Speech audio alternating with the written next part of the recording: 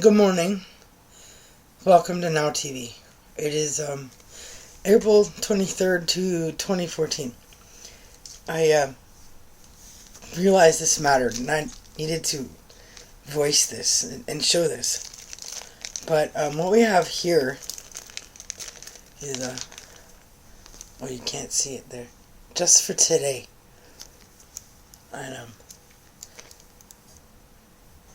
60 days.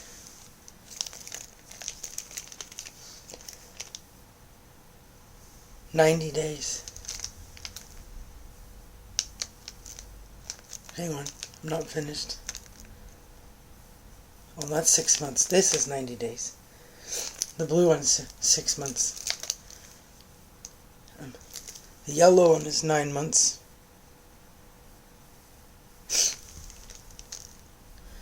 The white one, the clear one, is 1 year. The gray one is 18 months. And the black one is multiple years. And I wanted to try to explain something to people. Active addiction. That's what it looks like. The 30 days is missing. Because after all the multiple years of these that I've just collected through active addiction, I met somebody. He's an awesome person. And he didn't know anything about my background. And he had a slip. I don't know how early in his explorations of drugs he is, if it's an addiction issue or if it's a recreational thing. But Coke is Coke, and as the Ivy League world knows, if it's free, are you going to turn it down? And I realized last week that it put me in an awkward position, because everybody who knows anything about life on the streets and in the world of addictions of all sorts, because an addiction is an addiction, right? That in order for the relationship between him and me to work, in order for our friendship to start off on the right foot, in order for it to be strong and good, he's asking me to give up multiple years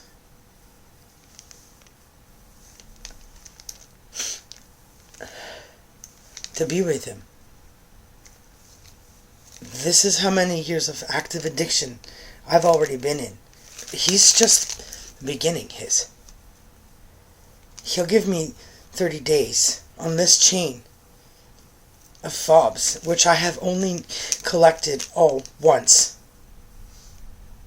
because there was no point in going over and over and over again and collecting 60s and 90s and 6 months and 90s, because what I did was let my body decide which drug was my drug of choice.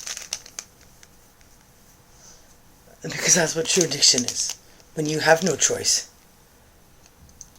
and you have to go back because time's up.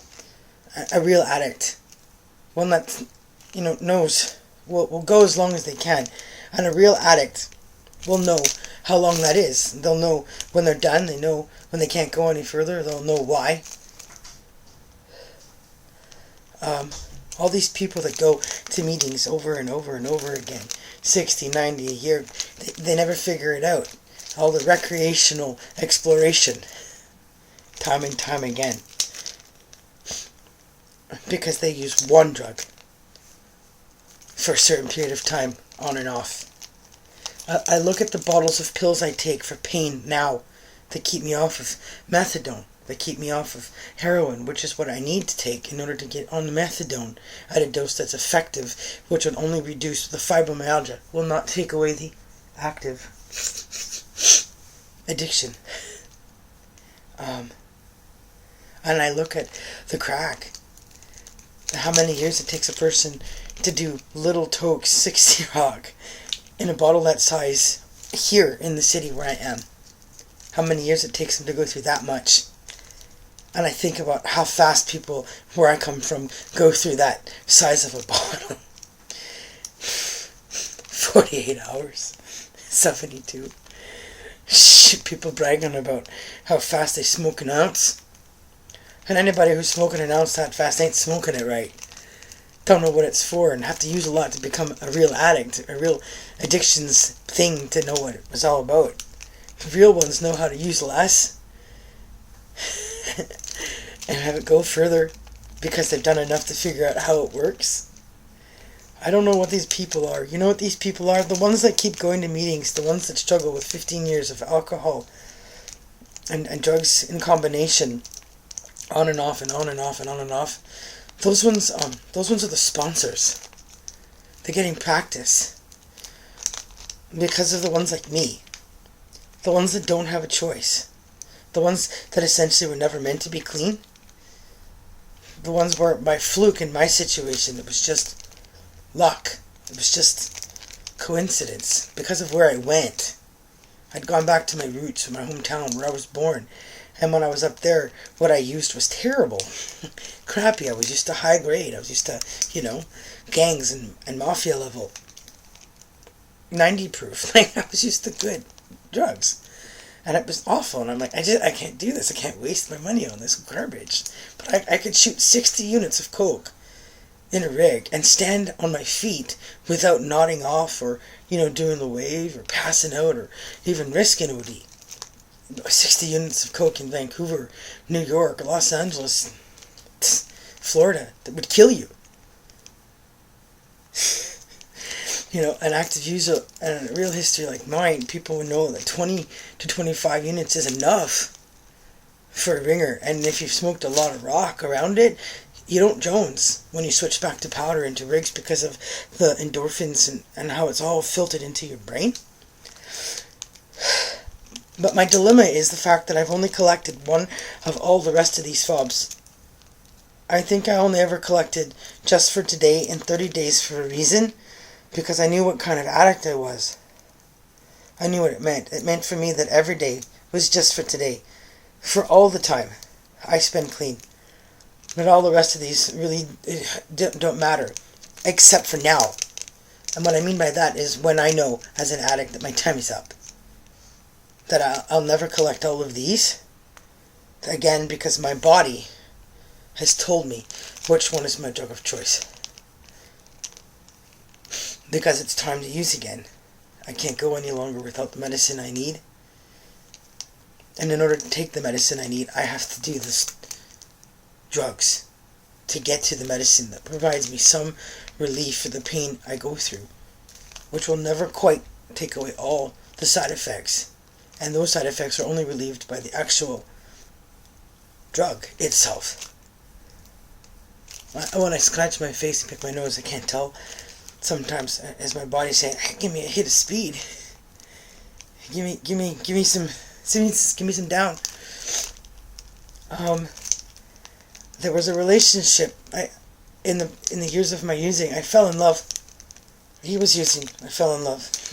I was in love. And the answer was to use and be in love, because then you would have cleaned up and grow together. He left. Walked away, walked out of my life. I never saw him again. I almost died. I kept using because I was in so much pain. I just used and used and used and used. And I seizured and overdosed in a hotel across the street from where I'd met him.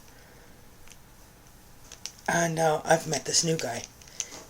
And so I realized last week I have my 4-year medallion coming up May 3rd. And that it matters. Now. This is it. Because I have met the guy that I've been asked to throw all these away for. And he's worth it. And because he's just starting his trip in this, the only way he and I will work as a team, the only way it would work, and the only way it can work, is if I use for him. Whether I'm with him or not is not the point. It's just to start again with somebody new. It's a brand new relationship, and to love and support him through his decisions. He went off, and without discussing it, without talking to me, he did it, and I found out. Now he's been put in treatment and wasn't given a choice as to how long he's going to be there, just where he is. So I know he'll get 30 days. My problem is whether or not to get a second set of these to give them to the guy that I stayed clean for all these years so I could have children with him, so I could breastfeed his babies. Because you can't breastfeed a baby with methadone. Or heroin in your system. And then I just realized, because I did it right, I did it the right way, and I only collected one of all of these, that getting a second set of these to give one to the guy I stayed clean all those years for, and then giving this set to the guy that's about to put the new edition on this set, its only set, it wouldn't be quite the same as just having the one set, because there's only ever been one. So people understand that the new one understood that I'm sick. That he was forcing the issue that I need to get better, and to do that I have to go out and get active again to get the medicine in me to help reduce some of the discomfort. But with the politics and the system the way it is, in order for me to have a job, in order for me to have my job skills, in order for me to be allowed to earn a living at what I do, because I'm not a criminal, I don't break the law, and good people use drugs too, I'm stuck. I have to run around in secrecy, or I have to go live in the only province that offers program available for people like me, where I have my anonymity and the government's involved in giving me what I need, because there's only two options, methadone or the actual drug. And they're safe places to go. So I never have to bring it home. It's never around my relationships with my family. And that worked for me. But over here it's different. I don't have that option. If I buy and I get picked up and it's on me, then they can nickel and dime the situation by saying, oh, possession. Now I have a criminal record for being in possession? How does that make me the criminal? How does it make any of us? Or decriminalization is a point of due process that we need to look at. To decriminalize everything, because you're not going to stop the people who use it from using. You can't. It's a natural form of genocide. It's a natural way of numbing the pain in our lives. The realizing we can't live forever, we won't live forever, we weren't born to. That there's too many people on this earth, and that many of us only have one purpose, us to be to somebody's baby. But once we stop being their babies, we have to go out into the world and find a way to live and find a purpose to live on our own. With all the issues, struggles. And a lot of us find solace in this, and people judge us in society to say, oh, these are all bad people, or they all should be criminals, or they're all supposed to sell themselves. Why? Why would you think that? Why would you assume that we have to be active criminals in order to be able to feed ourselves something that gives us solace that you guys assume is all bad? But if you don't know because you haven't died it, then you can't judge it. And yet you do. But I know many users, lots of people, happy. They pray to God. They're joyous. They go to church.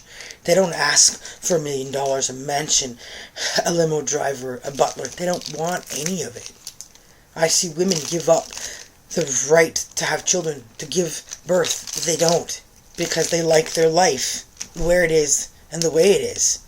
They're having no issues with what they're choosing. They got no complaints. I liked being one. We wouldn't do it if we didn't like it. And society has to back off and understand that we have the right to make a living, own our own houses, have our own cars, credit cards, and take care of ourselves, even our kids. Because some of us are capable of doing that. Without having you all judge us to say, oh, well, only drug that's safe is pot. Well, if we've tried all the rest of these drugs, why on earth would we go back to that drug? We know how all the rest of them feel. We're going to go with our drug of choice, aren't we? And we have the experience to say we know which one that is. Or which one our body, and like in my case, I said it is. So that's my dilemma. Politics. What to do about my one-time collection of all these Fobs. For understanding that after I collect this 4-year medallion, I may never collect another Medallion, again, I may never reach a 5-year medallion. I put $5 in the pot last night at the meeting where I went to get these as I was trying to arrange my medallion collection. And I just wanted to make this video because I wanted people who go to these meetings, people who struggle with addictions issues, or at least they think they do, to understand what the difference is between them and me. I'm the one these are for. Because of how many years I gave it once before it was time to go back to it, knowing I'll never be this again. Because I can't. Like they can. That's the difference between the ones that become sponsors and the ones that don't. Because our bodies require it. We need it. There's nothing we can do. There's no choice. 80% of the people that use never quit. And when you take one of the 80s and make it a 20 for a very brief period, it looks like this. And then you gotta go back to being one of the 80s because it wasn't meant to be permanent. So all the people that have 10 or 20 or 30 of these, or 15 of these, or 6 of these, you have to look at the difference. How hard I worked and how much I struggled and how much pain I live in. The side effects I live with. Just to get through all these years to do this once. 7 years off of heroin. 6 years off of coke. Crack. 4 years off speed. Never quite clean off of everything because I'm always taking something to nail the pain. The side effects of my aging, my degenerative disc disorder from working hard in bad weather, from being outside year after year.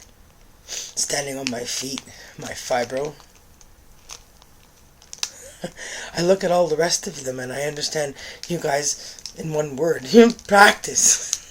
You're practicing. You're trying to figure out how it works. The drugs. What it's for, how to use it.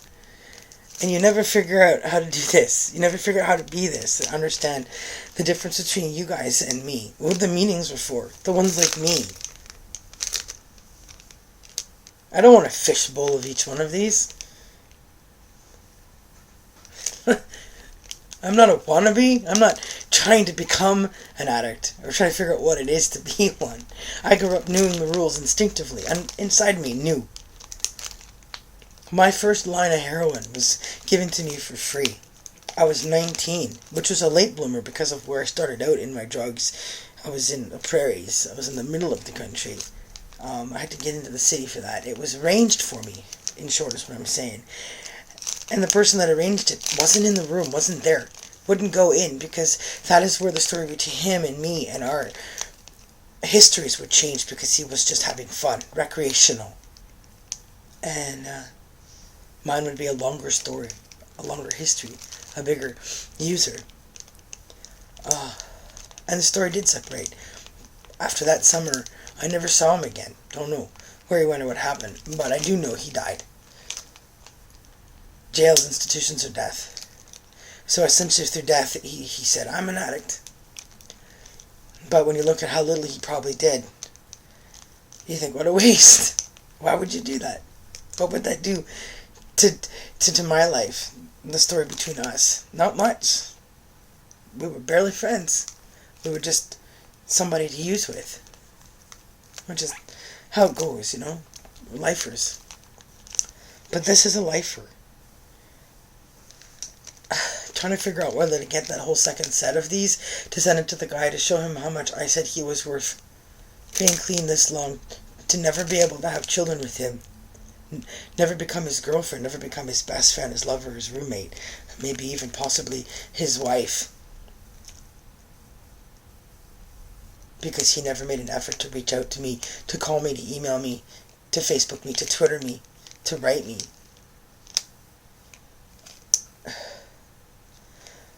or to just keep the one set and give it to the new guy that didn't give me a choice. He went out and used it on his own, and then I found out to tell me that his answer to our relationship was that we need to do this together.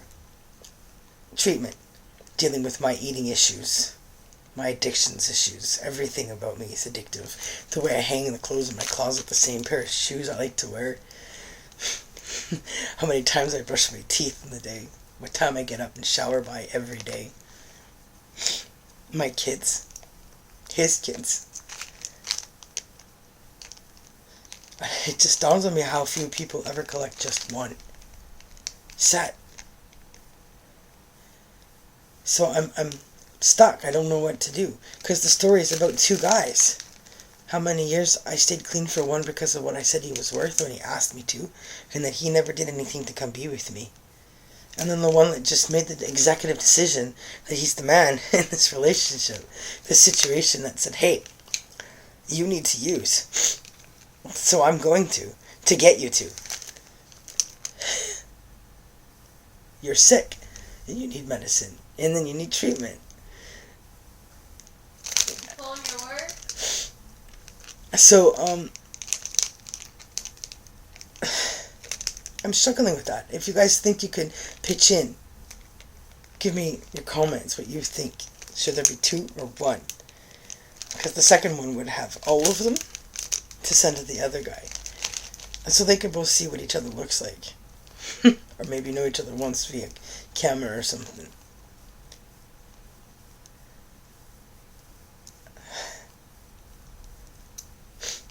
What would you do if you were me? I'll never see 5 years. That's what the new guy just told me. Whether he's with me or not, I won't reach that medallion. There was $3 $5 bills in the basket last night as I told everybody the struggle. I've met somebody who's asking me to throw away multiple years because he's trying to help me get better. And in the process of that, he's got to deal with his own decisions on whether this is going to become a problem for him. Which is where I'm wondering what to do with these. Or do I just keep them to myself and tell them to go get their own? What are these worth in an auction on eBay? The story of Superwoman. Wondering if my employers found out and watched this video, what they would do or say.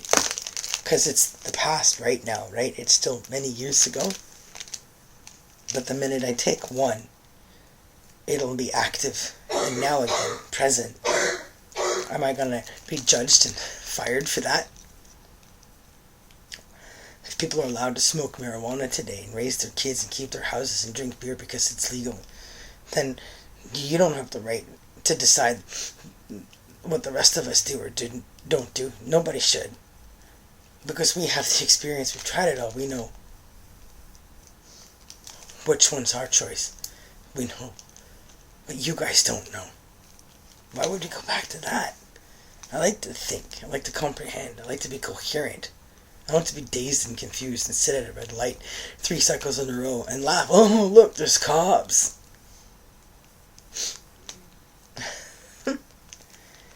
It's hard to live in your life in secret, you know? Because civil rights allows us some right to privacy, some protection. People are going out of bounds to try to control who works or why. You can't label somebody and say, well, you can't work. Society says you can't have a job. Well, I can if marijuana's legal. Because it's less damaging to the brain, to the body. Outside of the little things, right? But that's my thing. I didn't realize till I came home last night. It just hit me. I'm going to have my 4-year medallion, my cake. And then if I was back home, right after I had the cake and the medallion, I'd go out.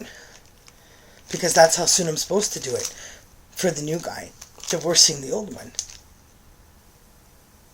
Because time is lapsing. Every day that he stays 1 day cleaner, that I'm falling behind this time frame of his days, makes a difference.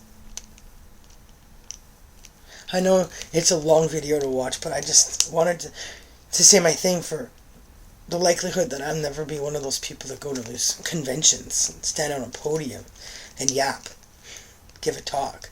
This is my talk. The difference between all the practicers, all those sponsors, for the ones like me, the ones you can't sponsor. That's not something any of you will ever get. You can't understand it. You're not in our shoes. It's a way of life, and only the real ones get it. And we look at the rest of you going, what are you doing? Go home. There's nothing wrong with you. You just belong here. Watching somebody afford it, the standard of life, the money, the education. Oh, I had 10 years, that was enough. Dressing expensive clothes. Anyways, those conventions aren't a place for me. I remember when I first learned how to go back inside of buildings. I went to a shopping mall for the first time after 3-4 years outside, straight in a row, or whatever it was. I was discombobulated.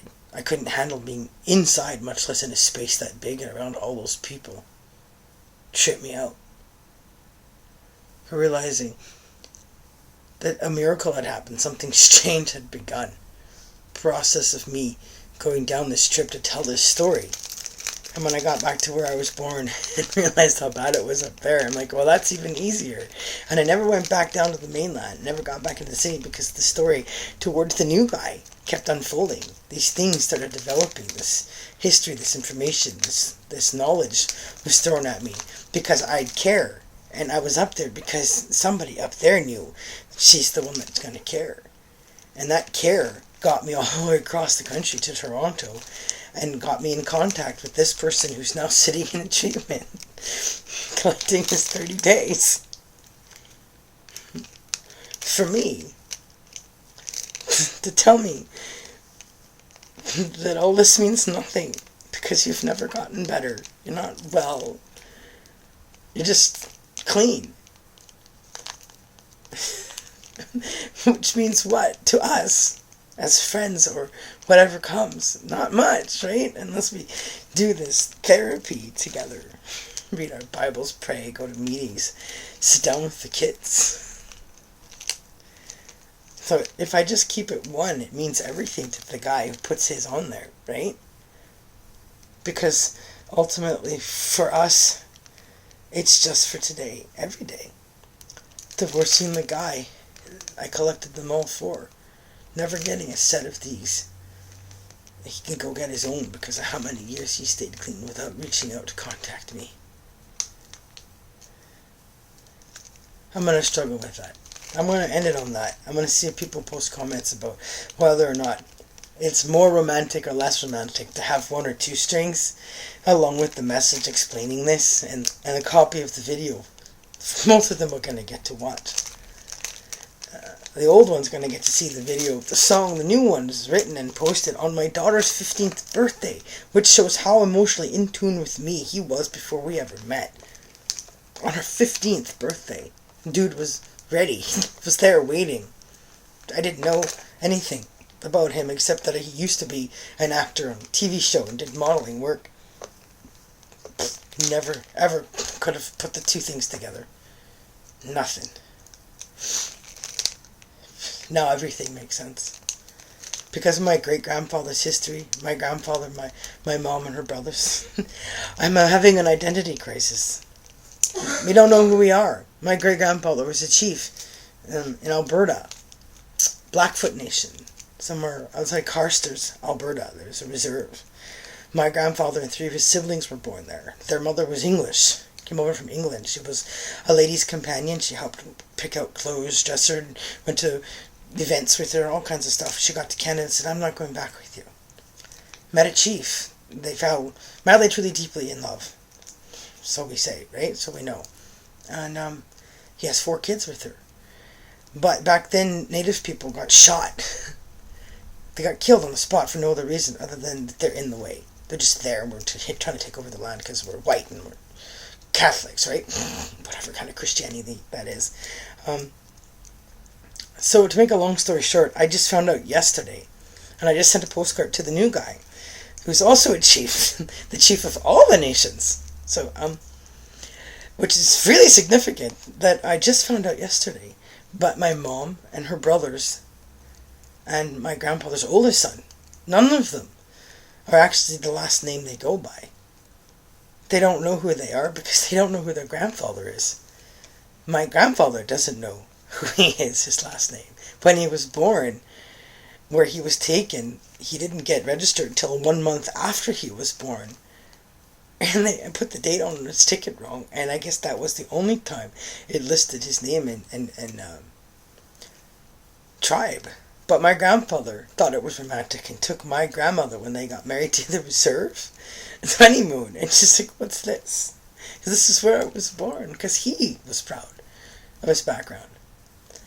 But it dawns on me, if you have 4 children and you leave a woman in the bush,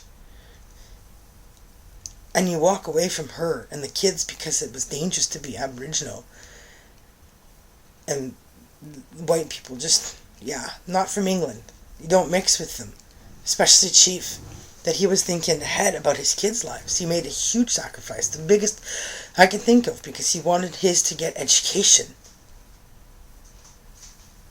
He taught her how to trap, so she fed them. They were in the bush for 1 winter before a white man that worked on the trains came along and found her out there. "What are you doing out here?" She told him.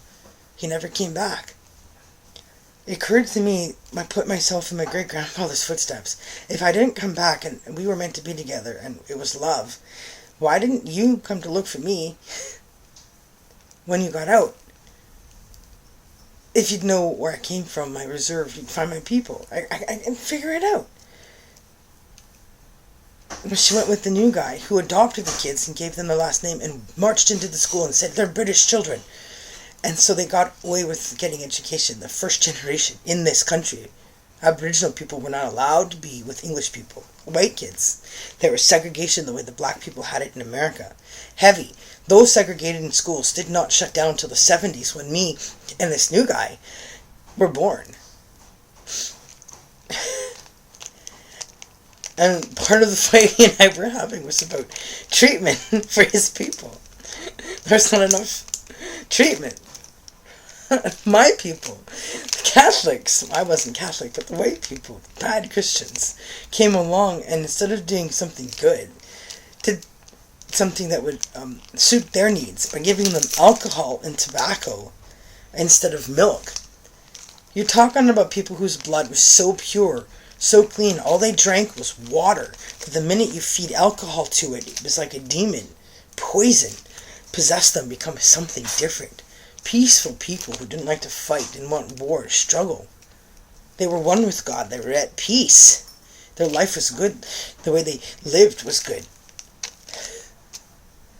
So now I have to deal with that stress of what I just learned last night, on top of what I had already written about my grandpa as I was shooting to get funding from the National Film Board of Canada, because it's important for America, not just Canada. It's history, because of the man that was supposed to have adopted my second one, which is an Indian princess by her own right, because her father, the biological one, was from the Masset Band Council, which is from Hideaway. It was in Queen Charlotte Islands. So on my side, for the royal side, the lady in her, and then her father's side. And the man that was supposed to adopt her is also got Aboriginal, American Aboriginal, in his history down his father's line. And I guess the lordship comes from his mom. So it's significant to both the countries because of how few are left over there. Are you ever going to see American Indian as president? Do we care enough? Give them enough education? Give them enough chance? Help develop them enough? This land was theirs. This is their home. And what goes around comes around. And based on my lineage, I guess that sort of says it all. Because I'm an Indian princess. My mom's an Indian princess. But we're also ladies. Through my grandmother's line. From England. They don't get any better than that. It's very fairy tale-ish, but it needs to be rectified. I don't know who my mother is. She's Kathy somebody. I have no clue. I don't know who my great-grandfather is. I don't know who my grandfather is. I don't know who his dad is. It's an identity issue. But I guess it explains my struggles, right? Why I was born around all the Aboriginal people. I was meant to know and see the struggles of, so that it would matter. Because my great-grandfather could only do one thing. Wait for the ancestor down his line. All you could do was wait for the one that cared. Wait for the one it mattered to. He found it. Me. This says a lot. This doesn't just say something about me. This is a lot about everything I just said. Anyways. If you guys leave comments, I'll read it and see what you say about one or two. If I make an executive decision, I'll post down the road what I did, what my decision was. Because without a thought, I was going to throw this set in the envelope I send to him and tell him to look through the chain to figure out which one is missing. And then get a whole set and send it to the other one. Anyways, that's my thing. Just let me know what you think. I gotta go get some stuff done, make some calls. Thanks for watching, guys. Peace out. Superwoman, a.k.a. Lady Jennifer, Now Television, Canada.